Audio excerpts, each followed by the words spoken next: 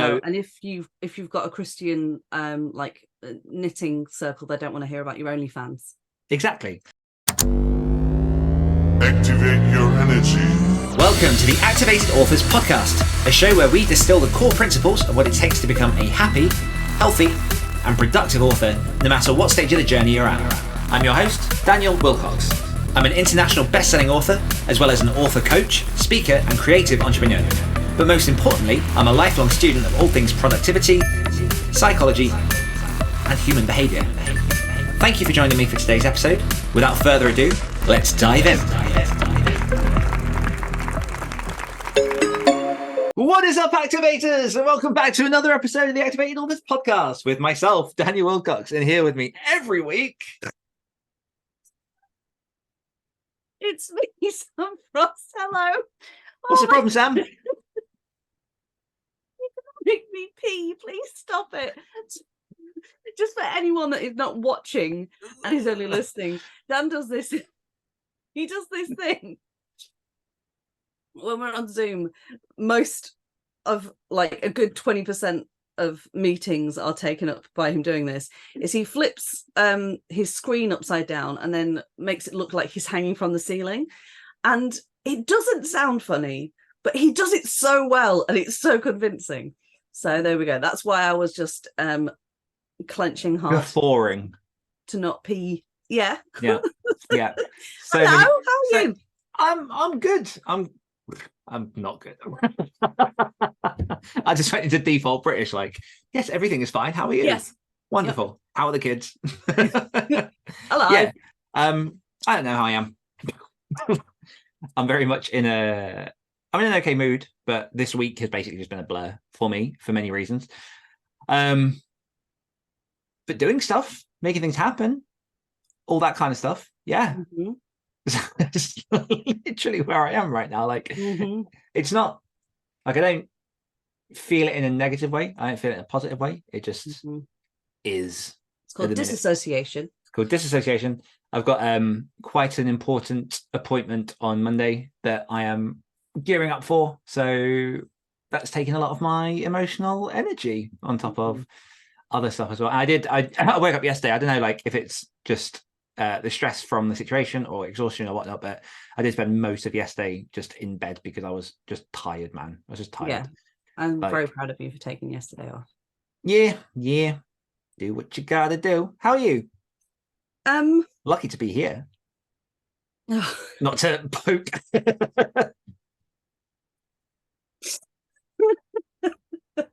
Dan's now got such an ego that he thinks that I'm lucky to be on the podcast with him. No. Stop bum-fuzzling people and get to the point. Yeah, I'm okay. I was just thinking this the other day. In the past couple of weeks, I have lost a friend.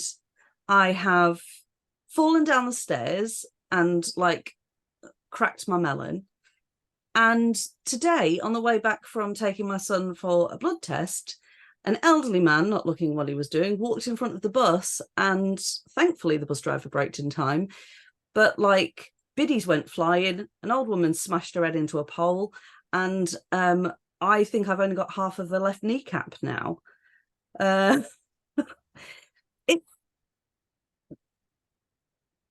It's a weird time. I'll say something that's never actually that comforting, but that everyone says bad things comes in threes. Oh, well, yeah, fine. If those were the only three things, they're just the highlight reel.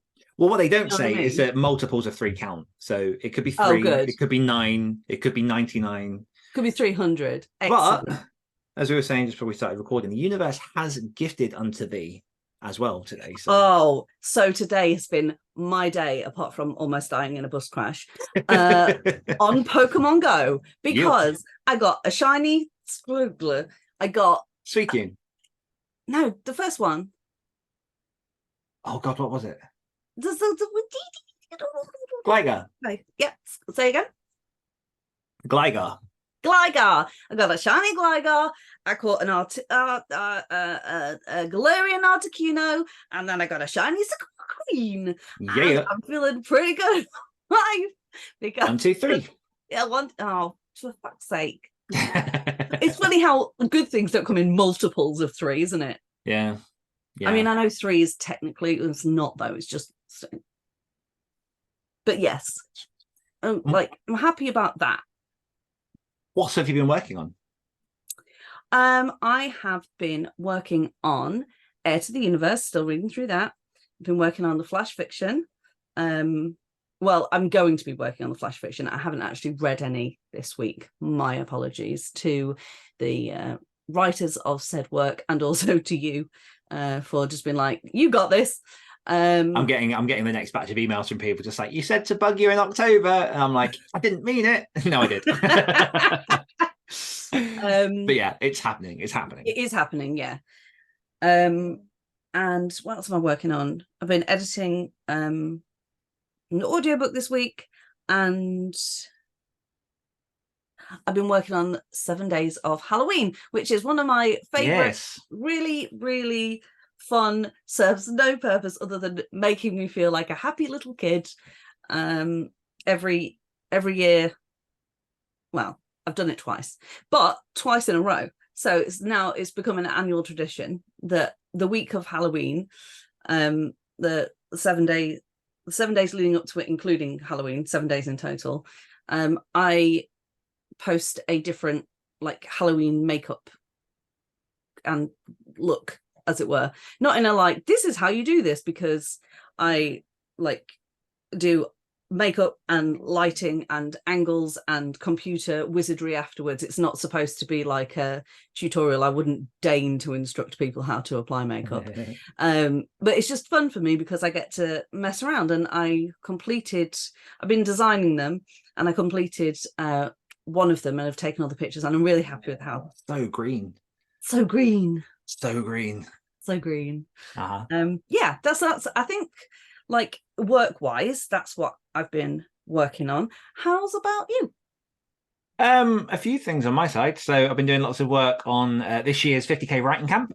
So obviously last week we did an episode all about NaNoWriMo, and that is what the 50k writing camp is essentially for. It's to help you conquer NaNoWriMo. So I'm even saying it for the masses, NaNoWriMo. So yeah, a lot of behind the scenes work on that. I've been scheduling some stuff, getting some things ready, planning this year's Preppers Camp, which is the free camp that I run every year to help people get ready for November. So this year that's running on the 16th to the 20th of October, and it's absolutely free. So if you want to jump into the camp with me and go through all the different things that I've got to show you on how to make sure that you maximize your success for Nano, then just jump over into our Discord through activatedauthors.com or activatedauthors.com/join. But that's cool. That's like, it's the first time in a few years I feel like I've had enough space to actually like plan promotion and put things out. So all the newsletters are scheduled. All the social media should be scheduled by the end of this week, and obviously promoting on things like this and speaking to some people. So yeah, it should be good. I'm also working on the dream stuff. So my latest fiction book, which is essentially Alice in Wonderland meets H.P. Lovecraft's Cthulhu. Praising you. Like, it's beautiful. I'm so proud of you. It's gorgeous, and it looks, yeah. You've done an incredible job, and I mean, just like, I step out of my role as co-host a second and just fangirl at you. Thank you. I'm so proud of you. It's beautiful. You've done an incredible. It does look gorgeous. But the ebook is up for pre-order. The paperback's basically ready to go when I said it. With this one, I'm going just straight through Amazon. So just because of other things going on, I don't really want to faff around with lots of things. And I'm doing a bit of an experiment with doing some of my stuff in Kindle Unlimited.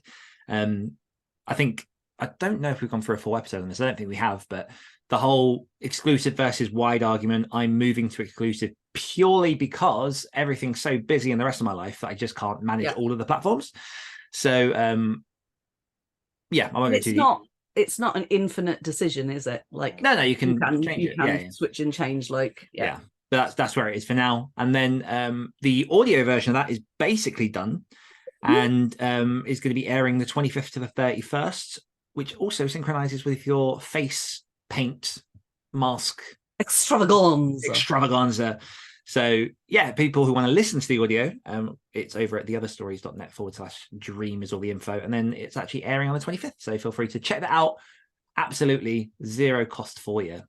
And then I've just got a note in here as well about flash fiction. So you kind of already touched on it, but chipping away. Yeah. Anthologies are, I always forget just how much work they are.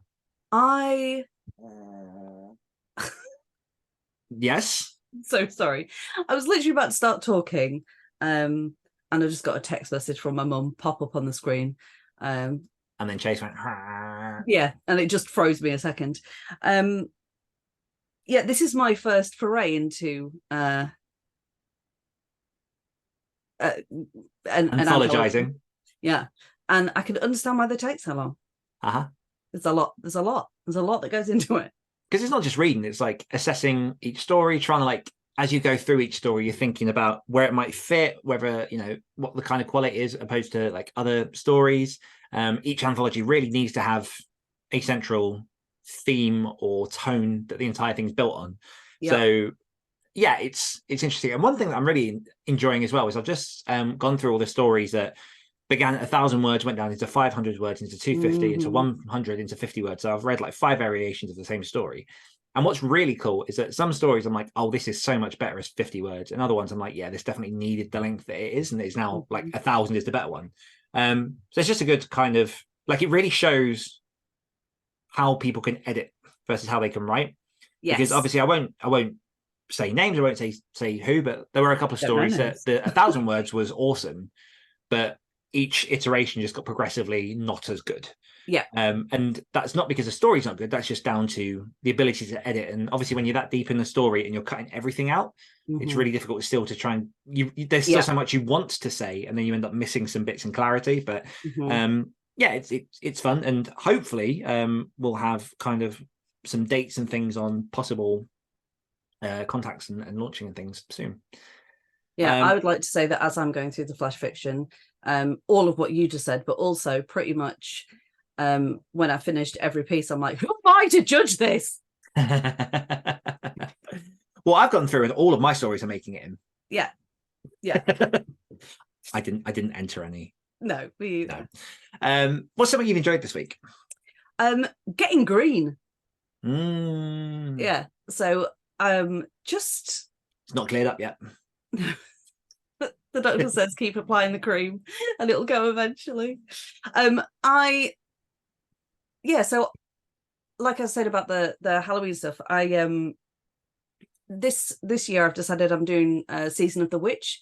So each day will be like a different kind of almost stereotype of how we see witches. And I just really enjoyed it. Like, I love Elphaba, so like I used her as kind of the base, and then I went like I subverted it a bit. So instead of being like this wicked creature, I made her like a 20s glamour kind of thing, and it was really fun. And so like I've now decided that the White Witch is going to be a creepy bitch. Yeah, so that's what I've enjoyed. It's nice. Just like playing with makeup.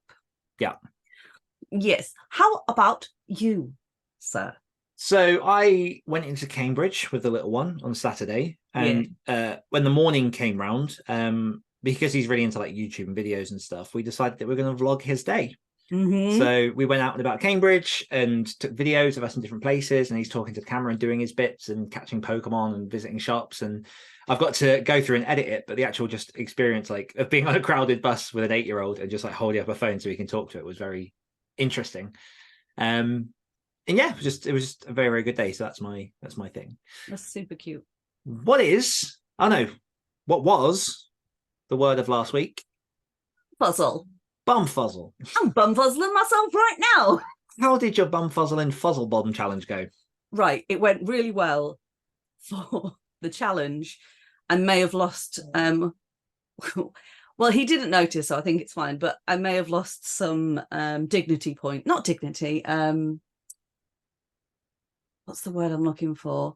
I basically used it on my son during an emotional situation because as I was talking to him, my brain went, this is the perfect moment. So was he bumfuzzled? No, I told him he was bumfuzzling me. and I just said it so that like was talking, I was like, look, it was something had happened at school, and I was trying to, and he tends to kind of go over the same thing, and like he gets caught on the roundabout and can't find the exit. And so we was having that, and I basically was just like, look, I'm trying to help you, but you're bumfuzzling me, or something along those lines, and nothing. And then he heard me editing the bumfuzzle reel, and so he's been going around the house, just been like, I'm bumfuzzling myself right now. And when I told him that I'd done the challenge and it was on him, he was like, what? And I told him, and he was like, I've no memory of that. And I was like, yeah, it's because you listened to me. Anyway, how about you?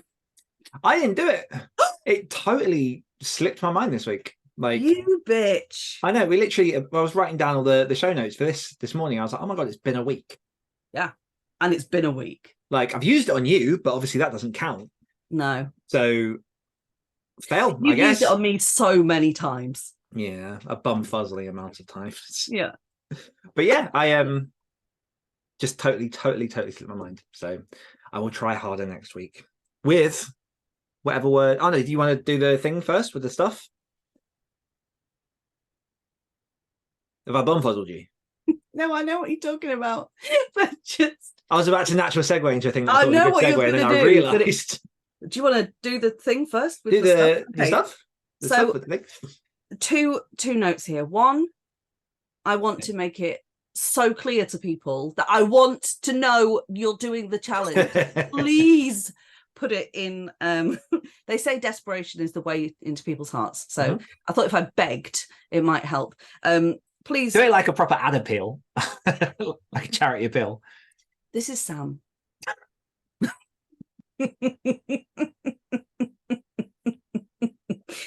Sam is desperate to know how you bumfuzzled this week. He is. One comment is all it takes to brighten her day. She is so bumfuzzled by the titty nope of incoming. I forgive you for not doing it because that was masterful. But we did get a comment from beautiful Eden on the video about language, and I thought it was glorious, so I'm going to read it out now. So Eden says, something I like about studying another language is the accident rude words, like in Latin, the word for stuffed is fartus, and the phrase he makes a journey is ita facit, pronounced eater fuck it. Also, in Swedish, the word for end or final is slut, which also leads to such delights as slut stop it, slut dagger, and Tiden slut. We're done here. Thank you. Slut. Thank you, Eden, because that made my day. Oh, thank you, beautiful Eden. So what is the word for this week? Right, this week I have veered away from butts and tits. Oh, I don't care anymore. It's a stupid challenge. Tits. Because when I saw this word and its definition, I was like, oh my God, that's my love life in a word. Are you ready for this? The word is druxy. Druxy. It is an adjective, and it means something which looks good on the outside but is actually rotten inside. Oh my God. All of my exes, no, I'm joking, most of my exes. There's also an archaic version of which relates to timber, which is having decayed spots or streaks of a whitish colour. So like the trees looked good until they milled them and found out they were druxy. Oh, nice. Yeah. Oh, could use that. Yeah. Book. It's a good word, right? Druxy. Druxy. And I was just like, I know several druxy people. All know several druxy people, but I know in particular some real fucking druxy bastards. Slut. And bitches. Eden, you just ruined my vocabulary for the next week. I'm going to get so in trouble. I won't talk about it anymore. Slut. Right. If you don't secretly film you saying that to your mum and send it to me, there will be severe consequences. Oh, no. Oh, God. So yes, the word of the week this week is druxy. So please do try your best. Do the challenge and then let me know, because I love reading stupid shit out. Yep. Slut. Okay. Do we have any wins of the week this week? We do have some wins. Well, look at me. I'm getting so used to the format. I'm getting confident. I've got my red lipstick on and I'm actually acting like a co-host. Duh, go. I think that just told us a lot about you. So this week's win comes from my God, this cough is killing me. This win comes from Carolyn, and there's a reason I picked this one. And Carolyn writes, I wrote 1,000 words of a brand new story. I've been rewriting rejected stories all summer. Why do I like that, Sam? You like that because that is someone that is like, the fact that the stories like are there, that means they've been finished for one.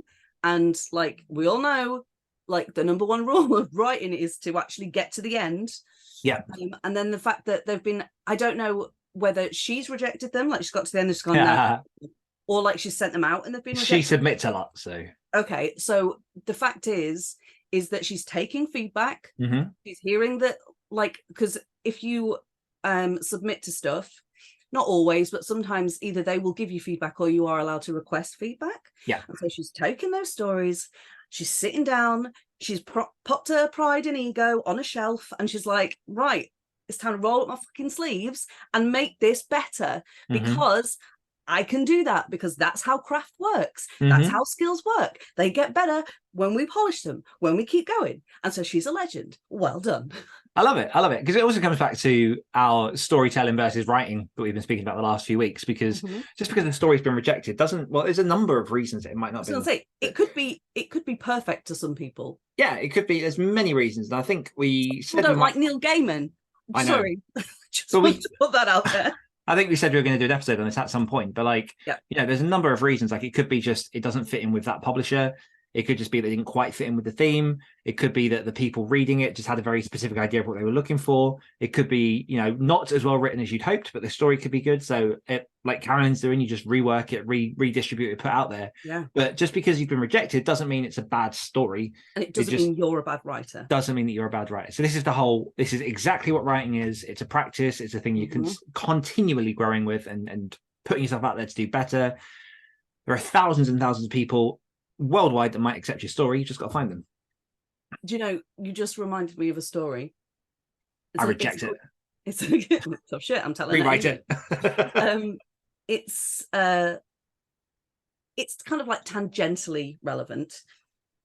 When I was at drama school and we was learning all about audition technique, we were blessed and fortunate enough to have Harriet Thorpe return, who I'm obsessed with. That woman, I love her so much. That's her name.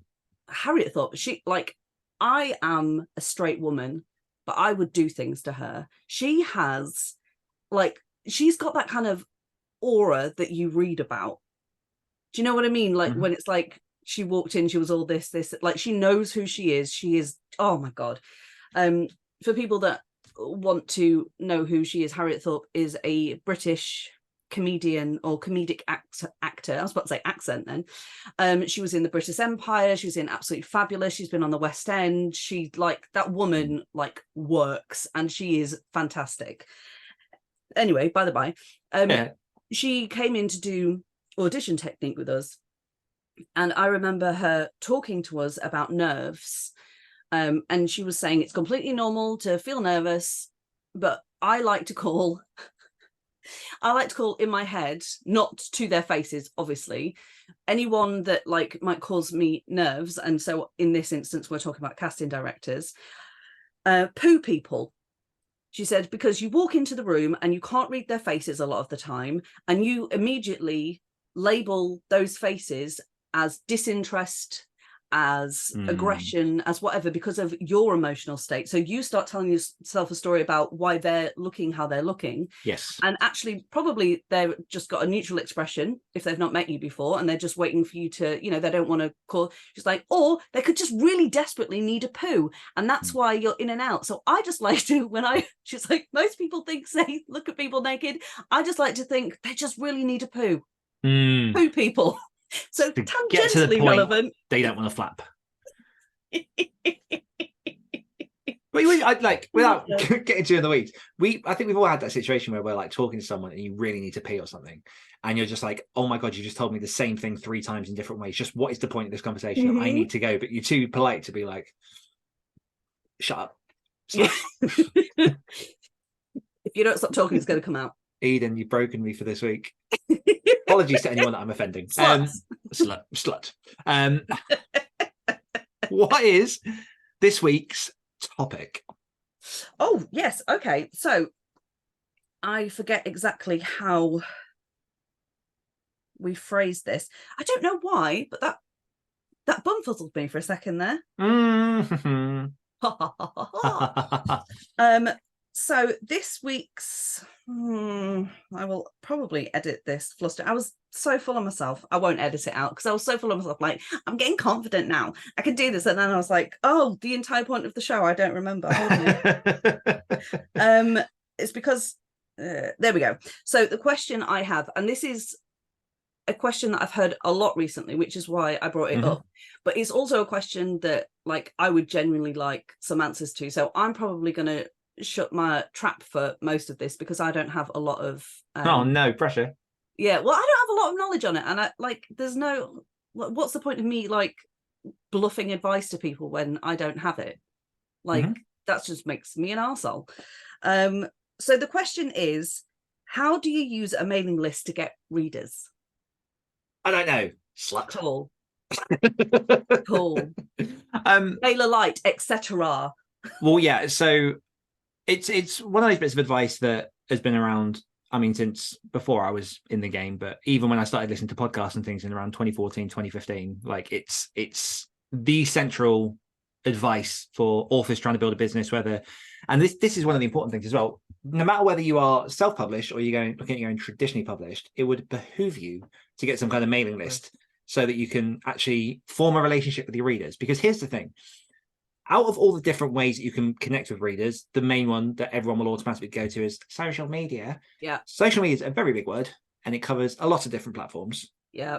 And really, really winds me up because some people do social media really well. But the issue with social media is you might have 50,000 followers on Twitter, 100,000 followers on TikTok. You don't own them. And what happens a lot of the time with social media platforms is they have their day and then they disappear, and then they have their day and they disappear. And something will rise and something will crumble. And so, 5-6 years ago, Vine and Snapchat were huge. I was just thinking that, and MySpace. And MySpace probably a bit further back, but but like no one knows who my top 6 are anymore. No, that was the like pioneering social media platform. It really was. Yeah. And they're not around anymore. And that comes with the change in times, change in attention, changing like rich people buying platforms they don't understand and twisting. But as a perfect example, and again I won't name names, but like I've had author friends recently in the last few months. What? And I won't name names. I thought you meant Elon Musk. Because you were like, finding a treasure. I won't name names. I think we all know who you mean. No, author friends. Yeah. Who they made their living on Twitter and are literally experiencing now royalties crashing 50% because they're not reaching as many people because they haven't paid for the premium version, and all the controversy with Twitter has moved people off the platforms and then back onto the platforms, and so it's just not as stable. And it really shows kind of how easy it is for a platform, an external factor that you have no control over, to change what it is you're doing. So again, like huge platform as well, huge. And by all means, as I say, like build your platforms on social media, find those people. But the point of a mailing list is that email hasn't changed really since the 80s. It's you have your email address. Like most people that I know of have email inboxes. Those that I don't know of, I haven't asked whether they have an email because I'm friends with them, and we don't often email each other because our pleasantries go in conversation. Now, I'm very sorry to interrupt your flow, but just as a quick aside, what was your first email address? weeman764@hotmail.com. Mine was original Cindy at hotmail.com because I was a big old fan of Dark Angel. Please continue. Email addresses. It was and then it was shortly followed by Sammy Diva 7. Please continue. Nice. Weeman was because I used to do that thing where you pull your like arms into your sleeves and pretend you have tiny hands. Oh, I thought you meant because you liked the Wii. Nope. No, it was also around the time that Jackass was huge, and Wee Man, obviously a big character in Jackass, but I didn't know that because I was 11 and hadn't seen Jackass. So Wee Man 764. Here we go. But yeah, so the point is, email hasn't really changed at all in the last 40 years. And the reason it hasn't is because it's a direct way to communicate with someone. It's something that's very embedded. It's less about the platform and it's more just about the line of communication.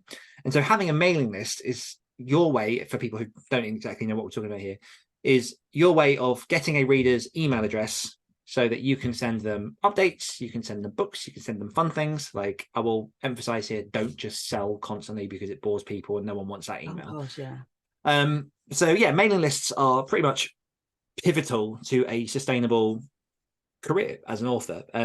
I've had one since 2015, 2016. 2016, because I, like many self-pubbed authors, launched my first book without a mailing list and just didn't even think of it, and sorted it all out a few months after when the initial flow from that first book was gone. Nice. And I've worked it up from my first subscriber into several thousands at this point. And yeah, it's that thing. It's one of those things that, as long as you've got their email address, the only thing that's going to change that is if, number one, they subscribe, or number two, they get a new email and they don't update. So obviously there's maintenance, there's all that kind of stuff that associates with it, but it just means that you have a list of people that you can reach out to whenever you want. You go straight into their inbox, which is a very direct way of messaging people. And it avoids all of the crap of social media. So rather than playing the virality game of, can I get people to see me for 10 seconds? You've already been invited through that front door and you're already sitting down in their house going, here's my book. So that really is the importance of a mailing list. Yeah. Two things. One, I would just like to say to you and anyone that's watching, I'm not ignoring you. I was just finding a pencil and a pad. Oh, I figured. Yeah. As you're talking, not only like, if there's something that I'm like, that's really good, obviously I'll take a note. I mean, I edit this, I don't need to take notes, but most importantly, I'm jotting questions down as you're talking. Hey, Chase. That's Chase. If you're watching it, it's just questions from behind me. Am I late? Are we airing? That's okay. I'm not Jason. So I will spring in from time to time with a question if that's cool. Yeah, perfect. So my first question is, it's kind of it's a twofer really. Number one, I think, is probably a lot simpler to answer. So like, how do you set it up in the sense of like, you know, the technicalities of it? But number two, everyone always talks about mailing lists as being a brilliant way of connecting with your readers. Oh yeah, great. Where the fuck do I find these people if I don't have a book? Because it's difficult to connect with my readers if I don't have readers, because I've not yet to get a book. And if it's important to have a mailing list first before I've got a book, how can I talk to my readers because I don't have a book? It's all very confusing. Where are these secret people that like to get newsletters? How do I get involved with them? Yeah. Well, I will say that the people that like to get newsletters, I'm sure there are people that you love getting newsletters from. Dropout TV. Marie Forleo. True. And you. Just because I'm like, this is what he's up to. Yeah. Yeah. But This yeah, is no. sanctioned stalking. Pretty much. Like, they're all like perfectly, like perfect questions. And so to kind of go through them. So we've established why a mailing list is important. It allows you to build a relationship with readers. It allows you to keep those readers for as long as they want to. And it's I'd argue it's a much more consensual relationship, because a lot of the time you have to opt in rather than just have people like follow you briefly and disappear. But yeah, the question, what was the first out of those questions? The first one was like, how do you set up? Okay. So setting up a mailing list is easy once you know how. So there are a number. Brain surgery is easy once you know how. Jeez. Oh, I don't think so. Yeah, I've heard it's well easy. There are a number of different platforms, and realistically, as I say all this, there isn't a right way as such. It's like a lot of these things. You find out what works for you, you work in the best way possible, and you build it in the way that works with your schedule, your work, your goals, all that kind of stuff, what you want to do. But there are a number of different platforms that are very, very popular. I personally use MailerLite.com, and I will put a link in the show notes for that, because if you sign up with MailerLite and use my code, I get a special little bonus. I believe you get a little discount as well. So I'll pop that in there. I thought MailerLite was free. It's free to sign up, and then if you want to have more subscribers, you can then Got you. I was about to say it's free to sign up, but if you want to use it, you got to pay. No, I think it's free for the first like 500 subscribers or something. It's pretty good. Cool. Don't take my word on that. There is also MailChimp is a very popular choice. I used to use that to contact casting directors. Yep. There is Aweber. There is ConvertKit. There is a bunch of different ones that essentially all do similar things in slightly different ways and gear themselves towards slightly different audiences. I have a question that is very relevant to everything that you just said. Are any of those better for people, let's say, for me, or I'm just picking a random name out of the ether, Renee, that are either tech-averse or like computers hate them? And are there any that are good for people that generally are quite good with this kind of stuff, that like offer a few more kind of options, or do you not know? I absolutely know. Okay, cool. So I'm pretty sure, if I'm right in thinking, Renee uses MailerLite. Okay. So I would say there are a few that are a bit simpler. There are a few that are a bit simpler than others. So choices like MailerLite and choices like MailChimp are good starting places because they're built very much for the everyday. And as opposed to Aweber and ConvertKit, ConvertKit is very popular amongst entrepreneurs who have a lot of products and sales flows. So what that essentially means, people who don't know, is you can set up a bunch of automation that links to different programs so that if someone buys something, they get an email, they get this, they get a follow-up. You can do very complex integrated sequences through those to ConvertKit and Aweber, and that reflects as well in the pricing. So they're a bit more expensive because they're used by more entrepreneurial-minded people who have like big plans for sales and stuff. That sounds like once you set it up with a lot of those things, like it's hands off, like you do all the work up front, but then like with the following up. Okay, got you. Yeah, a lot of this is so. The MailerLite and MailChimp tend to be the ones that I kind of push towards. MailerLite, I used to use MailChimp and I moved to MailerLite just because I found the interfaces and the builders a lot nicer and a lot more modern, and MailChimp started putting their prices up. I don't remember the exact price at this point, but using, well, it doesn't really matter specifically using MailerLite as an example, but the fundamentals of setting a mailing list up are you need to have what I call a bucket for your subscribers. You need to have a form where people can subscribe, so where it puts like join my mailing list, name and email address, that's your form. And you need an automation sequence. Okay, much easier than it sounds. So using MailerLite as an example, you can go into the subscribers tab and you can do build a new group. And for example, for if we were doing one for the activated authors community, which I have one, you could just build a bucket for activated authors. So there's now a place set up where as people add themselves to your mailing list, that's where they are. And then when you create emails and everything else, you just point them to that bucket and say, I want to give this letter to this people. And you just throw the letters into the well. The next part looked like you were throwing something into a well. Yeah, I was doing something. Yeah, especially off camera. The form is obviously essential to connect to your website, to connect to the back of your books, to put in links or anything. But you can set up a very, very basic form. Again, on MailerLite, you just use the forms tab. Yeah. And then once you built the form, it gives you a little URL link that you can post in places and use. And that's, you know, how people get into the bucket. And then the automation, I mean, arguably it's very, very optional, but the automation is very, very useful. So with automation, I've got a sequence in which if someone joined up to the Activated Authors monthly app, which I will admit on air I've been quite bad at lately, but I'm planning on bringing that back.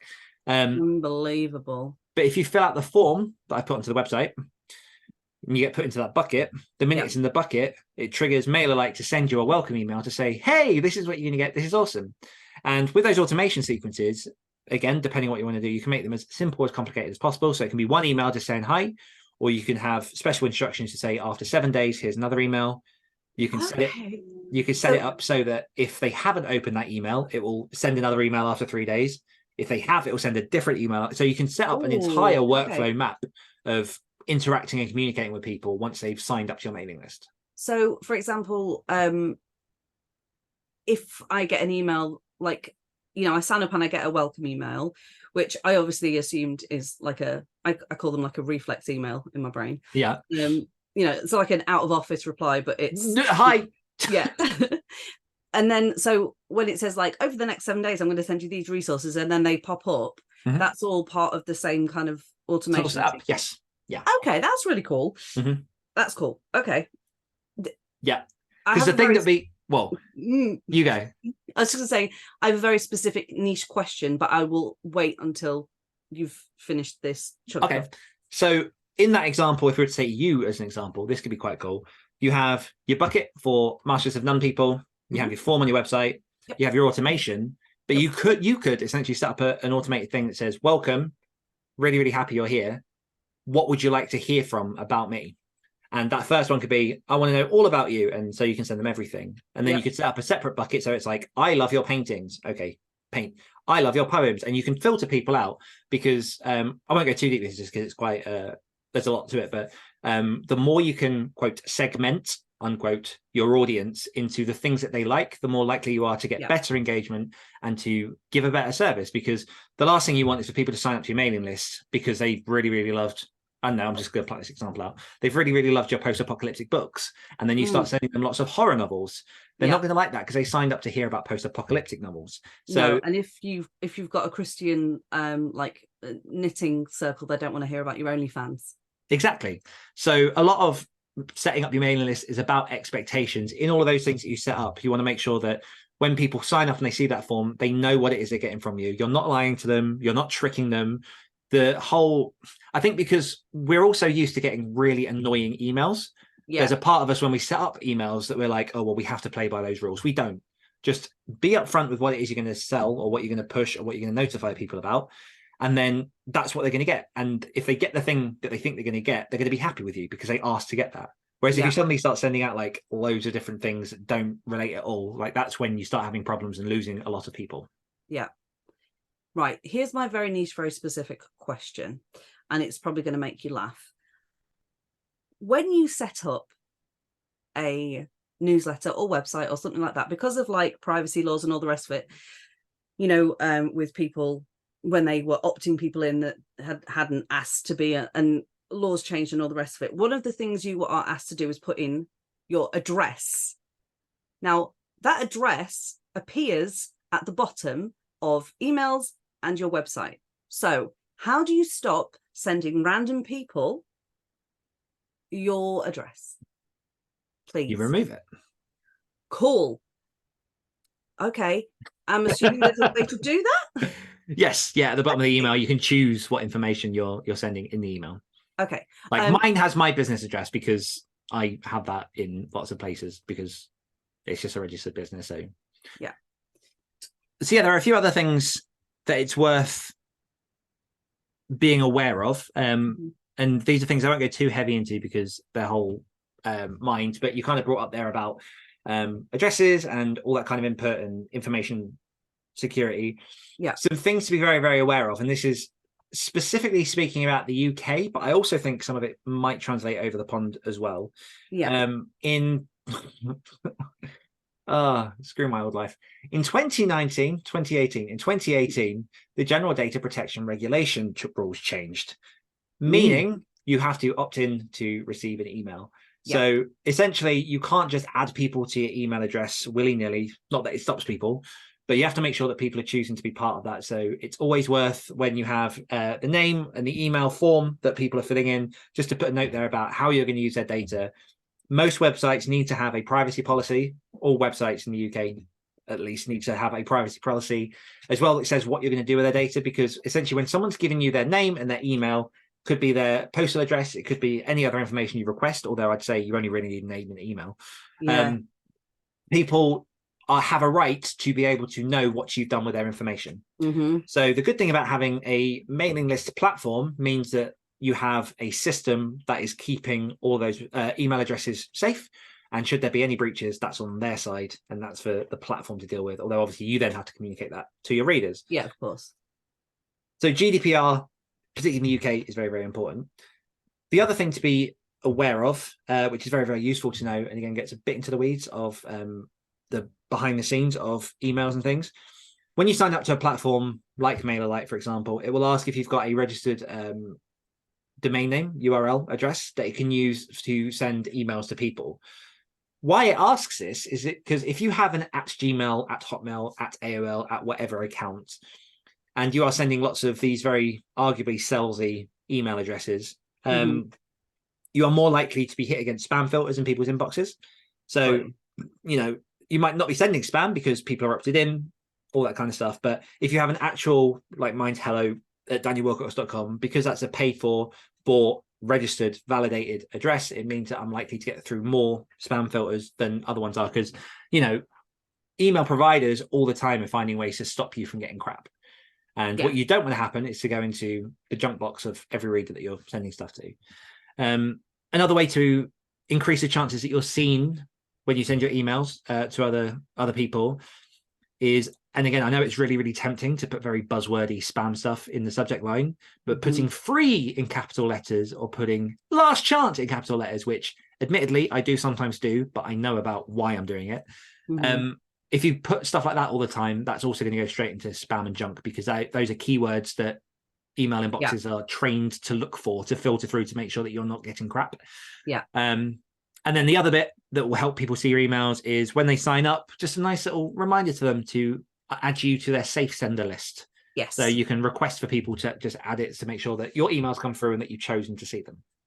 Perfect. Yeah. Okay, so that's kind of like how you set up the mailing list. Now, where are these readers, these magical people that want to hear from authors that have yet to publish a book? Where do they hang out? Harrogate. Where? Harrogate. Harrogate. They make good water there. Yeah. Well, this is a question, and one of the big stumbling blocks, obviously, of a lot of writers. I think the important part to begin with is very much similar to what I said at the start of the big question, which is there's no right way to do this, and a lot of it is about finding the way that works best for you and the way that you want to go ahead to build your mailing list. Because it would just be one right way, it would be so much easier. Oh, I know there are a few things that help, and I can tell you what I do. But before I get into what I do, like, there are free ways and there are paid ways. So paid ways, you can set up Facebook ads and, you know, share that you've got a newsletter list if you don't have anything to put on there. A huge bit of advice I would give, and it's something that I've come to over the last few years that I've changed on, is before you've even got around to writing your novel, write something that you can give away for free. It doesn't have to be amazing, though obviously the better it can be, the better, because you're giving people a sample of your work. But it could be a 500-word short story, it could be a 20,000-word novella, it could be a 10,000-word novelette, whatever the freaking barriers are for those. But you can create something that you can then put out as a little cookie, a little nugget, a little treat for people to join your mailing list. And this little treat is known in the business as a reader magnet. And I think that's pretty self-explanatory. But like, the more you have something to interest people that they have to sign up for, or in order to access, the better things are for building your mailing list. So having the system in place before you start reaching out to people helps. There's a reason that I have free resources on Activated Authors. Number one, I want to help you guys, and I think they are invaluable resources to help people with stuff. But also, number two, it means that you give me your email address and then we have a bit of a conversation. And I'm guessing if you listen to this podcast and you like what we do, then there might be stuff that we've got coming up that'll interest you guys. So make a reader magnet of some kind. Again, there's no right way to do this. There's a lot of suggestions around, if you're writing a fantasy book, to have a small spin-off of a fantasy character within that book that you can then tell readers of. But you might not even be at that point. You might even be a couple of chapters into the book and you don't know who the characters are. So just write something small, just a nice little short story that you can just put out there as a bit of bait, bit of a rod to start bringing people in. Now, that doesn't actually bring people to you. So coming back to the paid side of stuff, you can use things like Facebook ads. You can do Google ads. There's lots of different ways to promote your stuff. Excuse me. Loads of ways to promote your stuff using Coin, if you know how to do that, although they can be quite tricky. Some of the free ways that I will say are very, very, very useful. The first one being Facebook groups. And a big caveat on this that I'll come into, but there are thousands of different Facebook groups full of hungry readers, full of very, very supportive writers that you can begin to get to know, to be social with, who might be interested in getting your book. And so find Facebook groups that allow advertising, because the last thing you want to do is just dump a post into a group that says no promotion, no posting. Like, the amount of people I know that get kicked out of 20 books to 50k just because they go in there, throw up their ad and then run away is unreal. So you could find those groups. I will say that's a bit of a harder sell, You can, once you've got a book, you can put what we call a CTA, a call to action, at the end of the book to push people towards your mailing list. So if somebody stumbles across your book on Amazon, on Kobo, on wherever it's posted, and they like the story, they get to that final page, they go, oh, there's more I can get from this author, take you over to the website. And that's where your little link comes in handy. The way that I have found the most effective in recent years, or two ways really, three ways. There we go. I'll give you a three-way.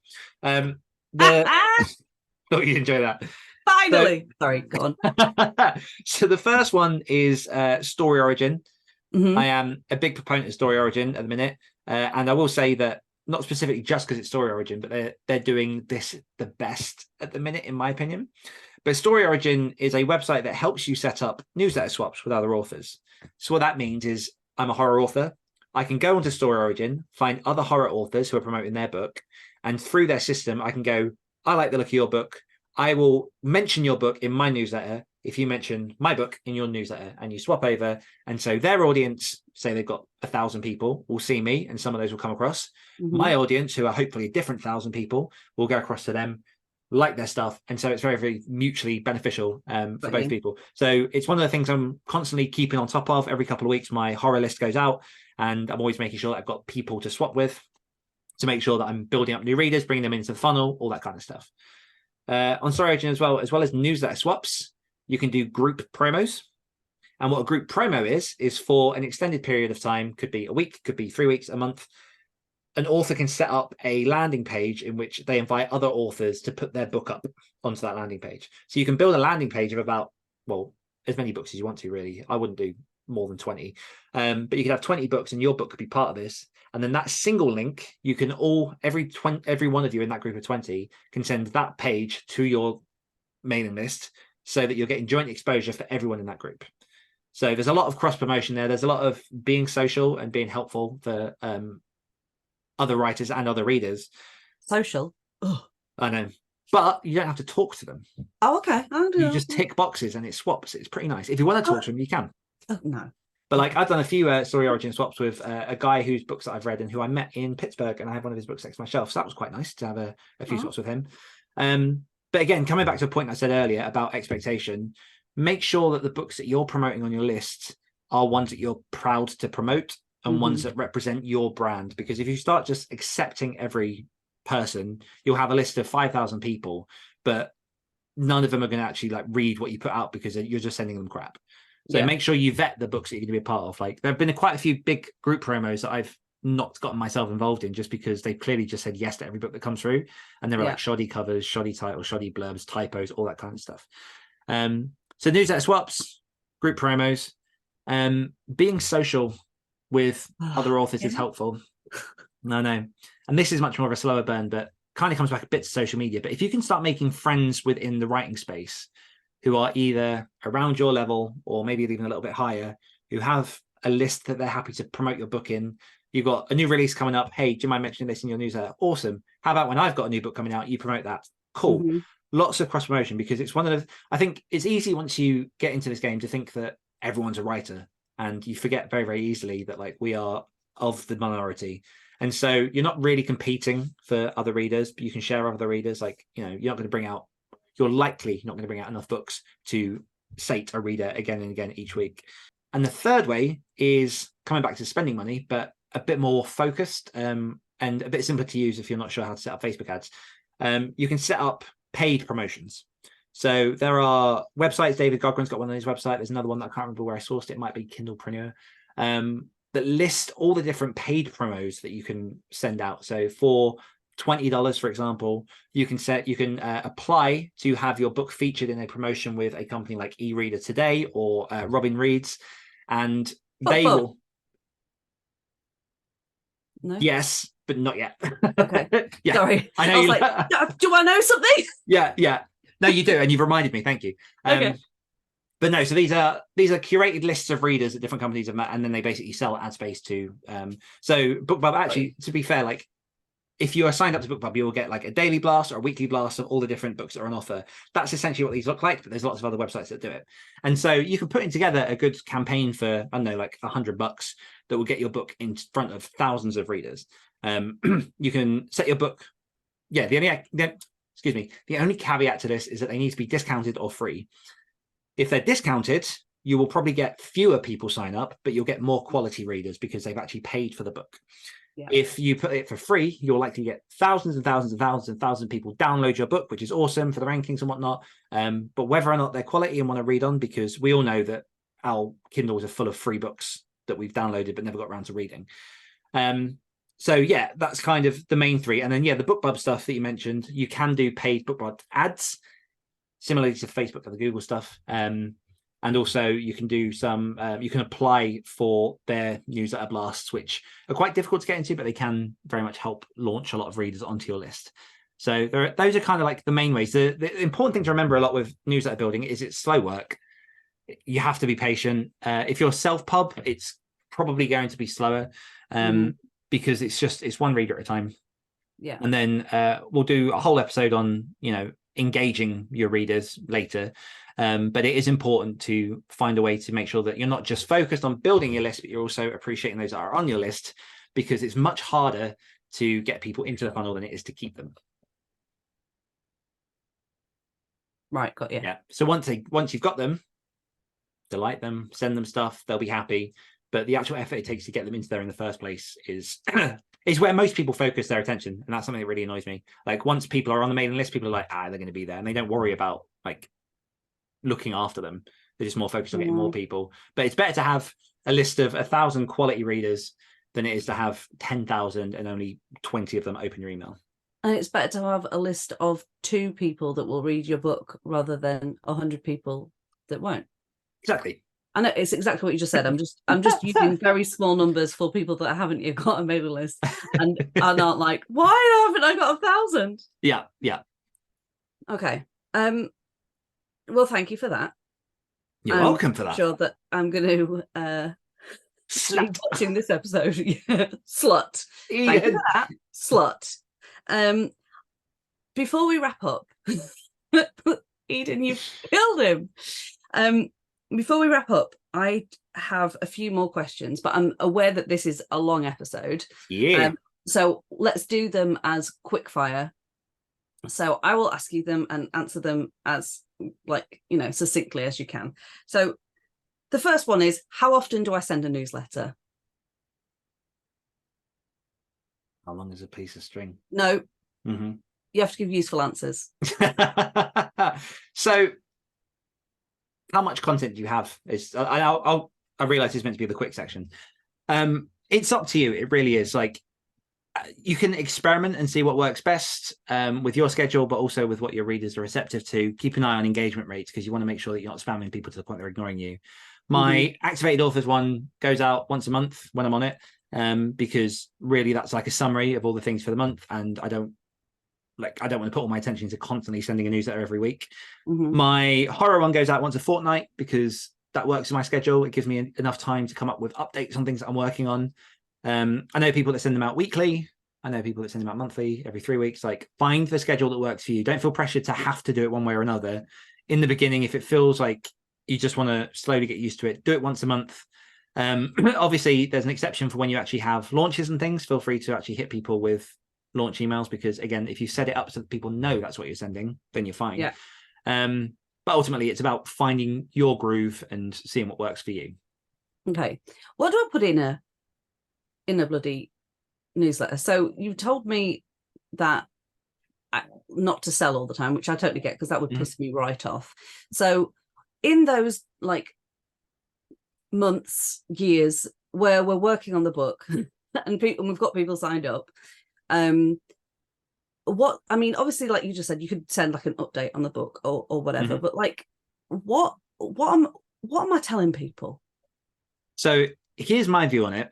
Yeah. And it kind of takes into the role of imposter syndrome. Yeah. So the reason that question is asked a lot is because people don't feel like they're going to add any value or that they are authors. Like, once you recognize where you are versus the reader and kind of what, so how I see it is, put yourself in the position of a reader that you are. Give me an author that you love. Gaiman. What do you want to hear from Gaiman? Yes. What would you like to hear from Gaiman? Will you marry me? Okay. So if he proposes an email, if he shows you pictures of him at the trout farm, if At the he trout farm. if he gives you 100-word snippet of his latest book. Yeah, I don't want to see him at a trout farm. I don't like Oh yeah, fish. you've got a whole thing about fish. All right, at a lambing farm. Oh, that would be so cute. Exactly. His But crazy hair against all the little lambs. but in this situation, you really have to put yourself into the eyes of the reader as they receive your email. And I think what we all get hung up in is the fact that, especially if we're newer authors, that we're not authors, and that we're just not gonna Neil Gaiman. get and we're not and we're just going to be bugging people. Yeah. For a reader, they are seeing you as an author. They don't know that this is your first book. They don't know that you've got all of these insecurities and that you're worried about reaching them. They don't know any of that. They just know that you're an author and they are subscribed to you. And so they're excited to be a part of that journey. They're excited to be a part of seeing that first book. So I know Gaiman's quite an extreme example, but even shrinking that back down, like that relationship is what you have. That is what the mailing list does. And so a lot of the time when you're struggling to think of content, it's because you're thinking of it from your perspective, where it's like, I've got nothing valuable. Whereas if you think of yourself from that reader perspective, what would you like to see from an author that you love or that you're like really excited to get behind? Because there's something really exciting about being at the beginning of an author's journey. Like me, like I'm become fast friends with a lovely man called Sam Rebeline, who I'll shout out if you've not read his latest book. I say latest book, it's his first book, came out last week. It's called Edenville. It's amazing. Oh yes. Yeah, you've told me in depth about how much you love this book. Yeah, it's awesome. And my copy still hasn't come through yet, and it's really annoying me. But like the fact is, it's his first book, and like I get to see his journey. And even though like I've released quite a lot of books, I'm still really excited about his journey and seeing the behind the scenes. And like sunflowers are a huge trope and theme in his book. And so like I've sent him pictures of like sunflowers, and he does pictures of himself with sunflowers here and there. But like just find things that link to the genre that you're in, find things that link through to your life and the interesting things. And it might be boring for you, but it's really interesting for other people. Faye Trask, who's one of our activated authors, who is about to release her second book, she every week or every time she sends a newsletter does what she calls a pup date, because she's got her dog Bo, and she sends it out to her readers because her readers want to find out about the dog. Yeah, because it's beautiful. Yeah, like it's not always about selling. It's about the whole point of a newsletter to me is it's creating an emotional connection between you and the other person. So the more you can share your life, and you don't have to share anything that you're not comfortable with, the more likely you are to build favor with the people who are checking out your journey, so that when it comes around to going, by the way, the book's here, they're like, oh, finally, and they can click that button and go for it. Got you. Okay. Quick answer. Yeah, nice. You talk about forms, about people filling in forms. I know what it is to look at from when I'm on a website and it pops up and I say no. Is that something that you make like on your website provider, or is there a special place that you go and you buy forms? So some websites have it built in with things like MailerLite. You can build it on MailerLite and then you just get a little link. Okay. And so when you put that link onto your website and people click it, it opens up a page that has the form. Got you. Okay, perfect. Right. Last two. So you've spoken about the importance of like a reader magnet, specifically if like you don't have a novel yet. I mean, yeah. What I want to know is what, like, are you expected to send something free with each email? Like, what's that about? Because obviously you throw yourself out for free, and then people are like, I like free things, and you're like, then you're gonna love this, and then they come on over and they have the free thing. Do you have to keep giving them free stuff? And if you do keep giving them free stuff, are they going to pay for the stuff when you say this isn't free? It's a really good point. I think it comes back to the expectation that you set with the person. So if you said you're going to get free stuff every week, then they'll expect free stuff every week and they'll get annoyed if they don't. My mailing list recently, I've made it so that every time I send a newsletter, it's got a small short story or a snippet from a book or something that I feature on a special hidden page on my website. And so that's a bit of a hook just to keep them fed until it gets to the actual book thing. But it's rare. Yeah, but it's rarely like it's rarely more than like 500 words. Sometimes we'll see. But But yeah, no, it's if you focus on bringing in free people, and that is your sole thing, particularly with bigger books. I think if you're doing a reader magnet, people will come in, they'll get the reader magnet. Have you promised them reader magnets? Is the question. If they come in with just one reader magnet, they're hooked in, and then as you update and as you do the things, they'll begin to get accustomed to what it is you will and you won't send over to them. I think more of the complication comes when you're selling books. So if you're making all of your books free and you're sending all of your books free to people, then when it comes to paying for the book, they're going to be so used to free books, it's going to be a bit of a harder sell. Like, and that's a real mental barrier. And again, a whole episode in itself. But I've only in the last 2 years, I've actually put my prices up to what I count as like fair, reasonable prices for the things that I do. And although the amount of copies I sell goes down, my income has come up. Because I'm actually like valuing the stuff that I'm putting out. But it's a constant evolution game, really. Like you can, on your mailing provider, look at who has and hasn't opened your emails. You can see who has and hasn't clicked, because they've all got sort of built-in tracking things so that you can actually see what's going on. And there is a lot of email maintenance that you can do. So maybe once a year, once every 6 months, however often you want to, you can go through and basically the people that haven't been opening emails or getting the stuff, you can send them specifically an email and be like, are you still here? If not, like, we can remove you from the list. I would say do that. Don't just delete people that haven't opened the list according to your provider, because some mailing providers like Gmail or whatever block tracking links. So even though people are opening the emails, it doesn't look like they are a MailerLite. So yeah, it's worth just keeping on top of it and just checking it out. But by all means, like, sometimes it's good to say, like, bring in 5,000 free people. If 100 of them have joined and they're actually active, get rid of the other 4,900. It's just trying to work out where best to put your attention, because if it takes a lot of effort to get 5,000 people, don't. But if it's quite straightforward and easy to do, then you might as well to try and like grow the list. It's a constantly shifting thing, and you're always, it's like anywhere, like if you go into the market square, you're going to have people that are interesting, you have people that are boring as shit. Like, you just have to find your people. Okay, all right. I did have 2 questions, but I rolled them into one, so we're done. Oh, wonderful. Cool. Bye, guys. What I will say to top it all off, the main lessons for me, expectation is key, and bringing in the right people is key, because again, you don't want 100 romance readers on your sci-fi list. No, like, it's about being honest, it's about being upfront and not being scared to bring out some of your personality in what you do. My first emails were very what's the word, formal, I guess, because I was trying, like with my whole career, I was trying to be something that I wasn't. And the further on I've gone, and the more just myself I've been, and the more of my life that I've shared, and the more I've got my personality across, the stronger that's grown. And I will also say there's no shame, there's no embarrassment in it being difficult sometimes to send up a mailing list. If you are techno-averse, it can be quite heavy duty to do.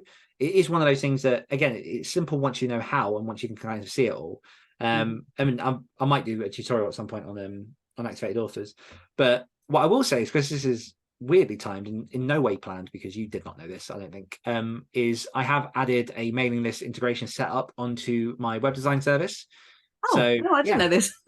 So at activatedauthors.com/websites, I actually do have an option now where you can just pay like a one-off small fee, and I will set up your email mailing list integrations for you, including branding and design and messages and everything, so that it's just a seamless experience for the reader. That's pretty cool. Yeah, I'm quite happy with it. Yes. Yeah, no, I didn't know that. You're in my brain or I'm in your brain. I don't know.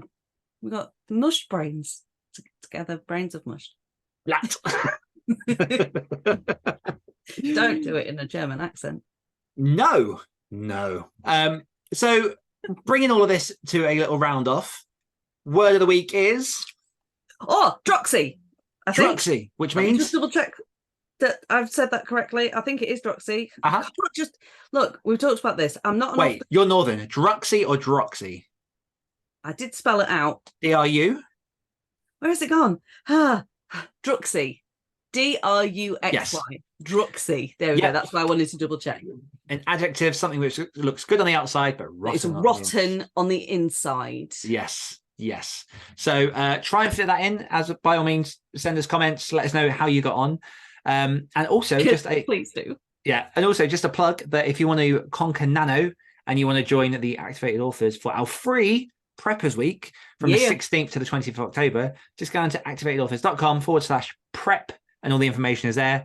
And that is a 5-day free series of live videos with myself in which I'll take you through all the things, topped off with a live Q&A on the Friday. So why not check it out? And I might hack your computer and put my face in there. Okay. Probably won't. I don't know how to hack. This is the issue. But yeah, any last words, Sam? Any last words? Sluts. A massive thank you to you, the listeners, for tuning in. We appreciate you and the time you choose to spend with us each and every week. And as always, if you're looking to level up your writing and activate your author career, head on over to activatedauthors.com/join. For everything we've got and what's going on. There's good. We're there. There's lots of things. Do I keep going? I feel like I have to keep going. But am I just... It's good. One more time from myself and from Babbling Sam. We will see you next week. Slut. There's nothing wrong with being a slut. Activate your energy.